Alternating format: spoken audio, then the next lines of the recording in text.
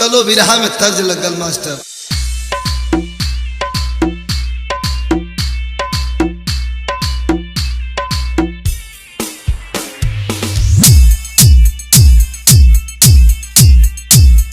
यहीं से कहानी की शुरुआत हुई मास्टर।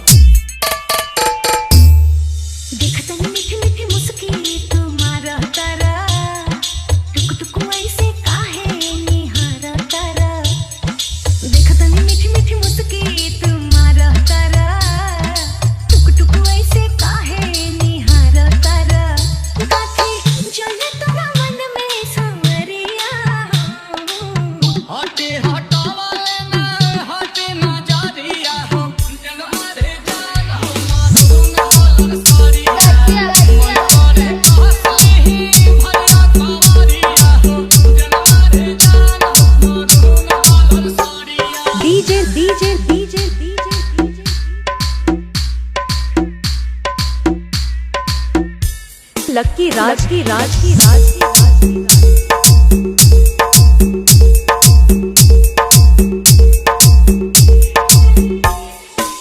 बिजली तू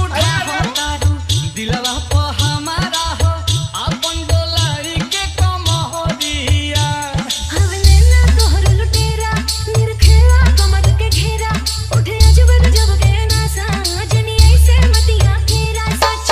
हां की करेला मस्करिया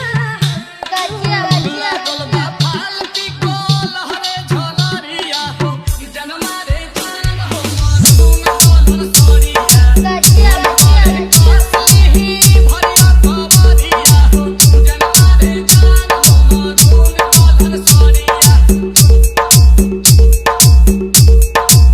डीजे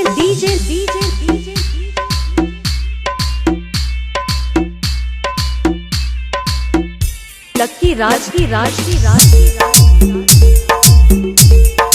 गजिया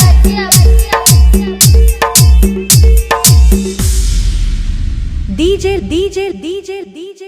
लक्की राज की